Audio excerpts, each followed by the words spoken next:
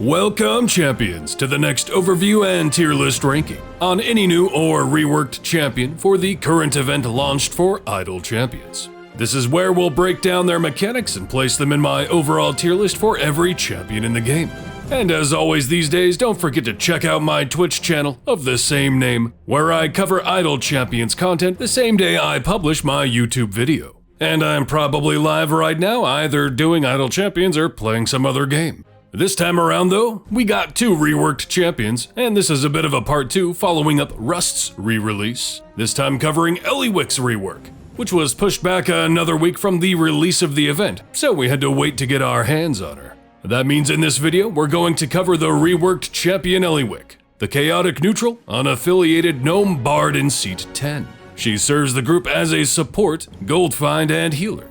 With most reworks, I focus on the changes to a champion instead of breaking them down entirely piece by piece. Though with Rust, his kit kind of required it. Ellywick's kit largely works the same, but like Rust again, there's a lot to cover. So let's start with the fact that she still increases the damage of those in the column behind her with powerful following, and increases the amount of gold find by a flat amount with her fortunate soul. Both of these can be increased in more reliable and meaningful ways, however. She is still an RNG champion with a deck of many things, however there is now a lot more control afforded to the player. And instead of drawing a single card, she can draw up to 5. What cards can she draw, you might ask? Well, she has Knight, which increases powerful following, her damage buff. Moon, which increases fortunate soul, her gold find. The Fates, which increases the other active card effects. Flames, which increases enemies' movement speed and damage, and Gem, which makes bosses drop more gems. She will draw her cards after 25 kills, or 60 seconds passing in the game, whichever comes first. And any duplicates of cards will stack multiplicatively, except for Gem, which is additive. But the gear slot tied to this is indeed pre-stack scaling. However, some of the effects have a hard cap, like Gem, per card, caps at 100%, Fates at 50, and Flames receives nothing. She will keep this hand of cards until you use her ultimate ability, where she then discards her entire hand and will have to build her deck back up. This is a much better system to at least try and control the RNG behind this mechanic versus how it used to be, requiring her in your formation and passing a certain amount of areas to swap her cards. Her ultimate, Call of the Feywild, also works a bit differently, more in that it has a new mechanic, as when it does discard your current hand of cards, there is an instant effect based on what cards are discarded. For all Knight cards, all enemies who are spawned take 500% more damage from all attacks. Stacking multiplicatively, all Moon cards will instantly drop 10% of the gold from all currently spawned enemies, but enemies do not die, stacking multiplicatively. This is potentially a replacement for Azaka farms, as it rips the gold directly from spawned enemies, unlike Rust's raining gold. The Fates will grant temporary hit points for 50% of all champions' health, stacking additively. Flames will make all currently spawned enemies move slower and deal less damage, stacking multiplicatively. Gems will make the next X bosses you fight have their max health reduced by 50%, where X is equal to the number of gem stacks. Greatest Song in the Multiverse is now a way to further increase the damage boost from powerful following. Ellywick counts the total number of cards she has drawn in the current adventure. For each card, she will increase the effect of powerful following by 3%, capping out at 1,000 cards. Before the post-stack bonus from her equipment, the cap out is a bonus of 6.8 E14.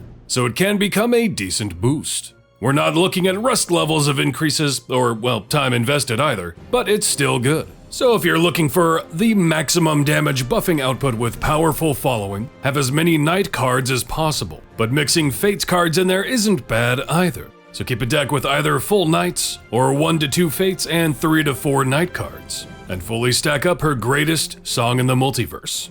Her specializations are very similar to what they were, just slightly different. You choose to either focus on additively increasing the odds of getting Knight, Moon, or Gem cards, and additively reducing the chance of each other card by 5%, to tilt RNG a bit more in your favor for which direction you want to lean Ellywick in your current run.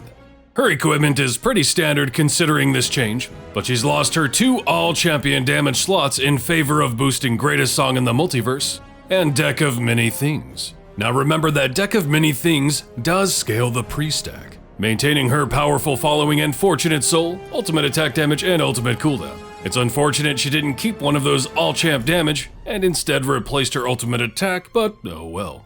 Her feats are interesting. Depending on how far you push her event variants, you can stack your deck, guaranteeing Night, Moon, or Fates. But you cannot force Gem.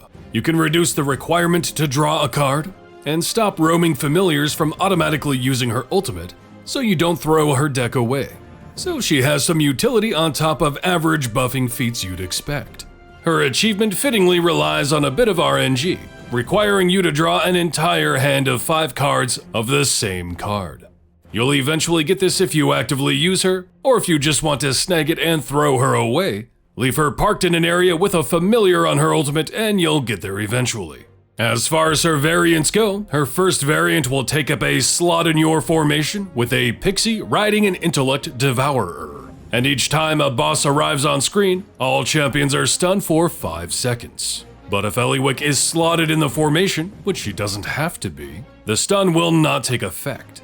Any variant that takes up a slot in your formation can be an annoying one for the later pushes, but ultimately there are worse restrictions out there. Her second variant will have Ellywick start in your formation, but she can be moved. Every area, 2 satyrs will spawn, and while they are on screen, all enemies can only be damaged by bards. And only champions with a charisma score of 14 or higher can be used. This might be a bit on the annoying side if you don't have many bards or champions that meet the charisma requirement. While there are a lot of options out there, this is still a potentially rough restriction for some of you, and if you're looking for a bard DPS that is viable for this run, your options are Nahara, Ariza, or ideally, honestly, Birdsong. The third will make every area, even boss areas, spawn 5 chromatic dragon wormlings, and each type of dragon will buff the dragons on screen in a unique way. White will heal dragons for 20% of their health when they attack, blue will increase the normal attack cooldown of champions by 0.5 seconds, making you attack slower, black will make it so when a non-boss dragon dies, there is a 25% chance it will immediately respawn, red moves 100% faster, and green makes all dragons deal 100% additional damage. All of that being said, this will actually more likely be one of the easier restrictions, since as long as you can push to an area and clear it, these dragons will likely not pose much of a threat. They will only become annoying if you start getting walled and struggle pushing forward based on your damage. Now what about her availability? The only knock against her here is she's neutral and therefore locked out of the Patron Mert. Everything else is in the green though. Vajra, Strahd, Zariel, Elminster for 3 more years now that she got a rework, and all Day 1 Trials restrictions. Now we need to talk about something that we kind of glossed over in her cards, gems. Her ability to make bosses drop more gems brings into question her viability in being utilized within a speed-based gem farm team. Those who are familiar with the standard gem farm team know that Virgil is currently used in Ellywick's seat, and he is the reason we're able to make 1-tap progression, meaning through BBEG's area reduction, Human's speed item capped while being adjacent to 3 champions, and Virgil's rapid fire equipment capped out with his feat, we're able to attain 1 kill in order to progress in an area for ideal speed progression. So now we have to weigh, does Ellywick's gem increase outweigh Virgil's 1-tap progression? Yes, it does. Her ability, while RNG and not a guarantee, will exceed his capability in offering you overall gems in a gem farm. Bare minimum, you will want to equip her feats for increasing Deck of Many Things and decreasing requirements to draw a new card to get as many chances at gem cards as fast as possible, all while buffing them as much as possible. And be sure you save your formation with her gem specialization. Now while Deck of Many Things scales with the pre-stack, remember that gem is additive. But even more than that, gem has a hard cap of being able to increase your gem gains by 100% per card.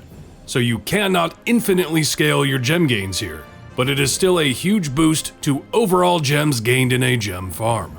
Overall, she's a lot better than she was. Starting out mediocre, but with the right cards, stacks, and feats, pretty good buffing, the potential to be the best gold find in her seat, and increasing your gem gains.